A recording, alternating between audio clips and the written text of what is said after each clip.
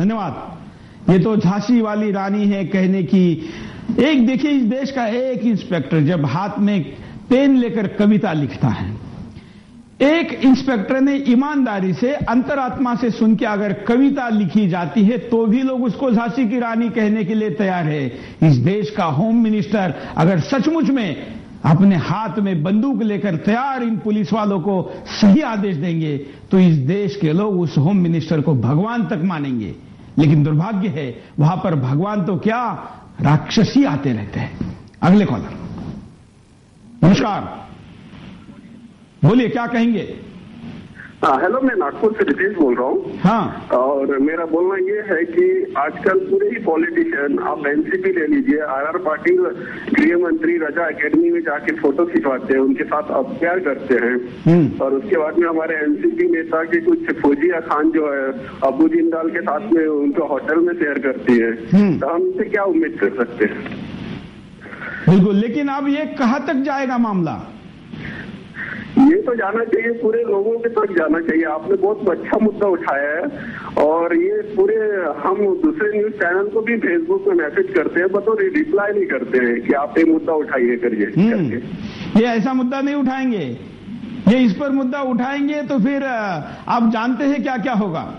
हम तो जानते ही हैं, लेकिन जरूरी है, हम तो पब्लिक को शेयर करते हैं, सब बताते हैं और हम चाहते हैं कि लोग ज्यादा से ज्यादा ये सब चीजें अवेयर हो जाए और ताकि जो नेक्स्ट चुनाव आ रहा है उसमें सोच समझ के वोट दें।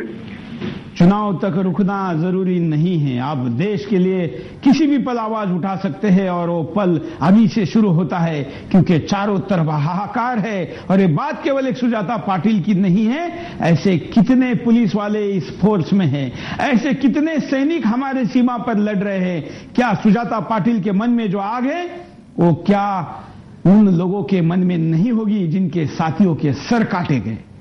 देश के प्रधानमंत्री उस पर हफ्तों में मौन रहे। क्या उनके मनों से अगर ऐसी कविता आती है तो उनके ऊपर भी कार्रवाई नहीं होगी? होगी। क्यों? क्योंकि आतंकवादियों का, देशद्रोहियों का समर्थन करने वालों ने बड़े बड़े किले बना के रखे हैं। उनको काउंटर करने वालों के खिलाफ कवर करने के कई तरीके निकाल के रखे हैं। कई मानवतावादी संगठन उसमें है, कई वकीलों की फौज उनके पीछे है, कई पत्रकारों की फौज उनके पीछे है, कई अखबार, कई चैनलों की फौज उनके पीछे है। जैसे ही आप देशद्रोहियों के खिलाफ बोलेंगे आपको जातिवादी कहकर कटघरे में खड़ा किया जाएगा, भले आप कितने ईमानदार हो, देश के लिए कितनी भी सही बात क्यों ना करते हो। अगले कॉलर, नमस्कार। हेलो, बोलिए। हाँ नमस्कार जी, सुरेश जी नमस्कार। क्या कहेंगे? अब कहना ये चाहते हैं सुरेश जी, इनमें गलती नहीं है, गलती हमारे आप में।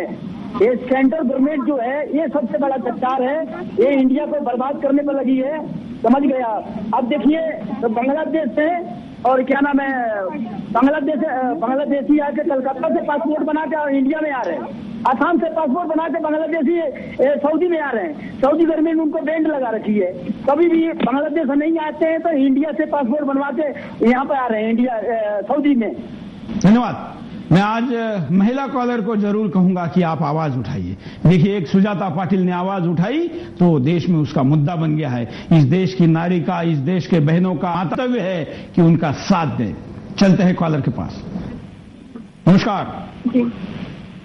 हेलो। हेलो, बोलिए। जी मैं अनीता बोल रही हूँ जयपुर से। बोलिए।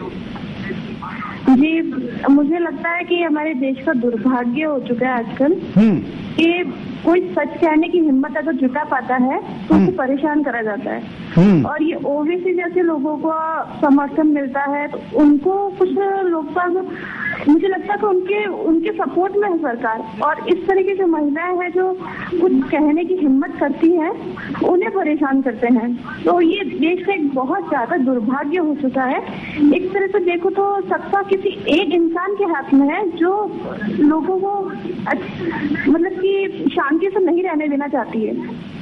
धन्यवाद। धन्यवाद। बिल्कुल आपने सही कहा। ओवैसी राम के खिलाफ बोलता है, राम के माता जी के खिलाफ बोलता है, भारत माता के खिलाफ बोलता है, 100 करोड़ के खिलाफ बोलता है, लेकिन ओवैसी के खिलाफ कोई पत्रकार नहीं जाता। ओवैसी के भाषणों को सुदर्शन टीवी छोड़ के इस देश के 732 चैनल इस देश में है, 731 चैनल क्यों नहीं दिखाते? ये सवाल नहीं बनता। ओवैसी के खिलाफ उसको जेल में डालने के लिए माहौल नहीं बनता जब तक सुदर्शन टीवी उस वीडियो को नहीं दिखाती है।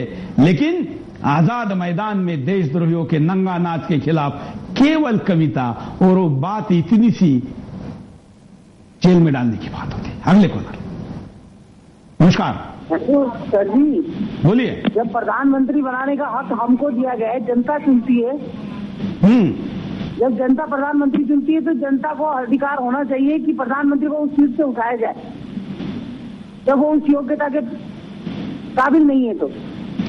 लेकिन यहां तो जनता ने प्रधानमंत्री को चुना ही नहीं है। जनता को चुनने का अधिकार है तो जनता को हटाने का अधिकार भी होना चाहिए। और जो एक्शन देश के लिए नहीं है तो बेकार है ऐसी नीति, ऐसी राजनीति। धन्यवाद। जो सरकार देश के लिए नहीं है, जो व्यवस्था देश के लिए नहीं है, जो पुलिस देश के लिए नहीं है, या जो पुलिस की व्यवस्था देश के लिए काम नहीं आ सकती, तो क्या काम की है? अगले कॉलर। नमस्कार। हेलो, नमस्कार। राकेश वर्मा पटना से बोल रहा हूँ। हाँ, ये लोगों का तुष्टीकरण का नीति इस तरह से कुछ हो गया है कि आने वाले दिन में आप देखेंगे कि दाऊद को प्रधानमंत्री देश का बनाएंगे और बोलेंगे कि हमने अल्पसंख्यकों का सम्मान किया है। बिल्कुल। और दाऊद के साथ साथ ही ये जितने अंडरवर्ल्ड के लोग हैं उसको ये पार्लियामेंट में ले आएंगे और ला करके बोलेंगे कि हमने अल्पसंख्यकों का सम्मान किया है।